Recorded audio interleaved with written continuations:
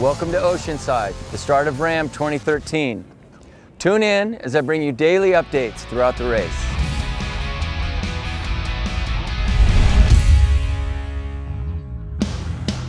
Our first day in Oceanside was a bit overcast, but perfect temperatures.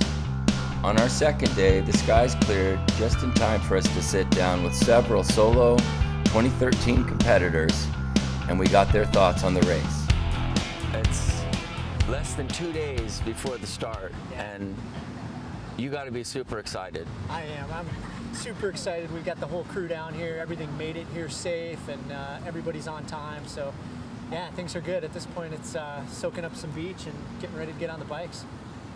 Is there, I didn't ask you the last time I talked to you, is there an organization that you're riding for? Or? Absolutely. The entire team Ragsdale / Red Point Coaching has been trying to raise awareness for the Olive Crust Foundation.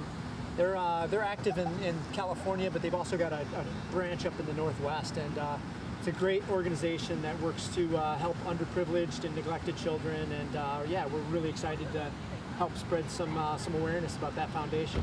What are you most excited about to get started in this race? I'm super excited to get through some of the like the Mesa Verde and get out into the some of the canyons and stuff. You know, Arizona, New Mexico. I've never been through that part of the country. I really want to see some of that. I think it's going to be stunning and beautiful. I'm anxious to just get on the bike, to just get those first few miles rolling, and to get the blood flowing. And is there anything that you're nervous about? You know, yeah, I think I'm nervous about those tough parts of the night. You know, we go through those struggles between 2 a.m. and 4 a.m. where time just seems to be just in slow motion, and it takes forever. And you know, I'm a little bit nervous about those sections, particularly later in the race. You know, day 4, day 5, day 6. You know, when you know, we're sort of in a new zone for me. I've never been to day 5 or 6 before, and I'm a little bit nervous about that part of the night. You gonna grow a beard while you're out there, like a playoff beard? You know, I debated that. I think I'm actually gonna shave. I brought an electric razor so I can shave on the bike while I'm riding. I decided I feel fresh when I shave, and so I'm probably gonna shave. Will you do stuff like that just maybe take your mind off the moment?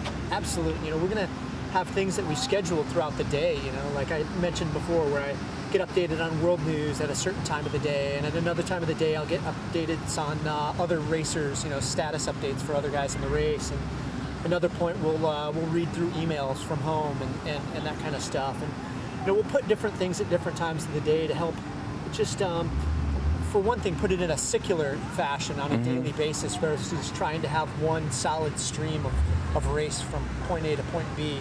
It obviously seems that you guys are ready, and you seem like the kind of person that's, you know, prepared for the worst, yet kind of bring it on. If it is, you're ready for it, you know? I think so. You know, it's a crazy adventure. It's going to be an experience of a lifetime, and I'm prepared to experience all of it, you know, not just the good stuff. So next, we caught up with defending Raam champion Reto Schoch from Switzerland at his Oceanside hotel. What made you decide to ride Raam in the first place? Because it's a transcontinental race, and I'm fascinated how you can do actually, or you can go across the continent by your own muscle power. That was the motivation for me, and I have done that in 2009, during 24 days, yeah, with my own luggage and without any supporters, and this has been extremely motivating. And then I have been asking myself, well, can I do it faster? I just want to have the answer whether it's possible to go below 8 days or not, and that's why I'm participating. But it's not because of money. You don't earn any money at all. Yeah. Yeah. Well, how much faster do you have to be to get under 8 days? I would have to be about 7 hours faster. There's a lot of things that you plan for, but once you start, anything can happen. Exactly. So you have to have different plans. You have to have plan A, B, C, and then if plan A is not going to work, you have to take plan B, and then if this one is not going to work, you have to take plan C. So different plans for different scenarios, and then hopefully we are well prepared that it's going to work.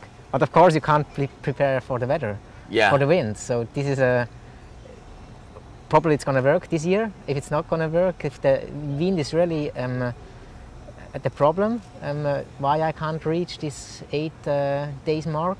Then I said myself I would participate next year again and try it again. How much do you have to eat on the hour? Let's just say every hour you've got to take in X amount of calories. 300 to 400 kilocalories, and the rest is going to be energy from my body, you know, some fat, and hopefully it's going to work. Last year I've also lost a lot of weight during the race. It has been 7 kilograms, almost 12 pounds. Wow, wow. Yeah. What are you the most excited for when you get started here? I'm really looking forward to the desert and then the Rocky Mountains when you go up to 3,300 meters above sea level. So these different sceneries you're gonna bike through. I think that's extremely motivating, and actually all the sceneries, and also in Kansas it's gonna be flat. That's just awesome if you're crossing a whole country and see actually the whole continent, right, as you go along, and you feel it actually in 8 days. It's awesome. Yeah, awesome. It's been pretty neat just to be down here, and it's been great to talk to you and get to know you, and I'm really excited to watch you ride, watch this race unfold. Thanks a lot. I also wish you the best for your preparations. Yeah, oh, thank you. It's going to be an exciting time there. The next 2 weeks probably, yeah. Yeah. Well, I'm hoping that when I get back there, I can see you in under 8 days. So hopefully, yeah. Yeah. I'm gonna hope the best. I think you have a good chance. We then sat down with Franz Preihs from Austria, competing in his 3rd Raam. In 2008, I was riding somewhere in New Mexico and slipped on a bike for a couple of seconds and hit a construction sign. But I was fine, expect a broken collarbone, and so I asked my doctor, what should I do now? And he told me, well, just try to go on a bike, and if it goes, if you can stand the pain, if you can handle with the pain, try to move on, whatever happens, happens. I had much more problem with the bandages going around my neck. They cut all the muscles and all the nerves, so I got Sherman's neck and we had to tape down my head. But, you know, I can deal, I can rotate my shoulder, so it's pretty. I broke my collarbone for 5 times the last 7 years. The favorite part about Raam is definitely climbing the Rocky Mountains. It's beautiful scenery. It reminds me on the place where I grew up in Austria. And it's very peace and quiet. A lot of my ink is bicycle related. I mean, I have this painkiller after Race Across America 2009. Because I swore to myself that I will never endure so much pain again in a race. When you go for a 3,000 mile plus bicycle race, I mean, there are different thoughts going through your head when you lay down the bed in the evening hours, but I'm not nervous. You know, I have no pressure. I don't have to prove anybody. I have not to prove sponsors. I do that for me. I will focus more on high altitude alpineering in the next couple of years, and so this is my last big ride, and I really look forward. There is more like a joyful thinking about what is expecting me during the next couple of days out there on the road. Last up for the day was 2011 champion Christoph Strasser of Austria. Well, what got you started into ultra cycling in the beginning? Was it races in Austria? Yes, there are a lot of races in Austria, like 24-hour races and long-distance races, and this was the beginning for me. Just trying it, and then I got to know Wolfgang Fasching, and I was excited about him and his past and what he did in ultra cycling, and then it was like a boy's dream in my head. One day when I'm old, when I'm grown up, I will try Raam. And did you ride with him? Did you work with him at all? Yes, we've been riding sometimes together. He was telling me some useful things about Raam.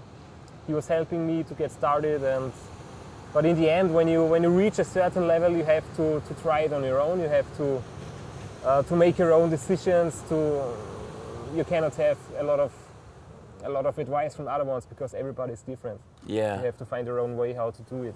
Did how to deal with your state of mind after a few days of racing and little sleep.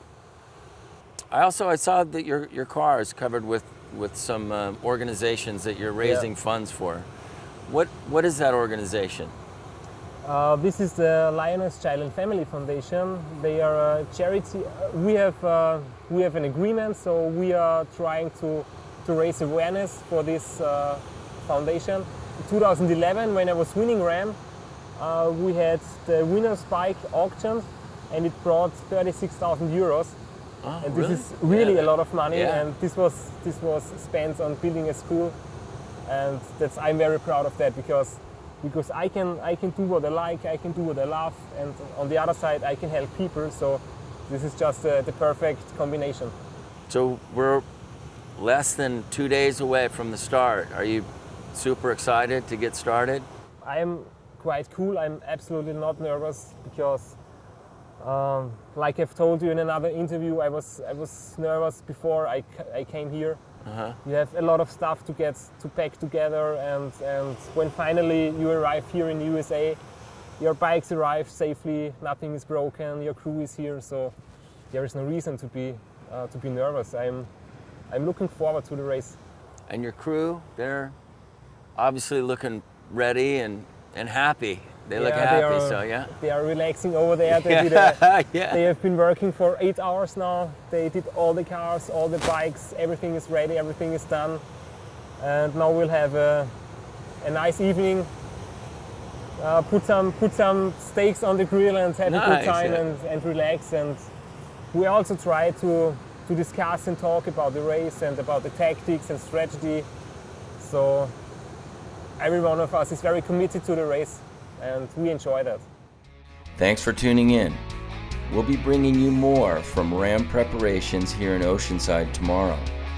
Don't forget to check out the first installment of the Raam Report hosted by Dave Toll tonight at 8 p.m. Eastern Time.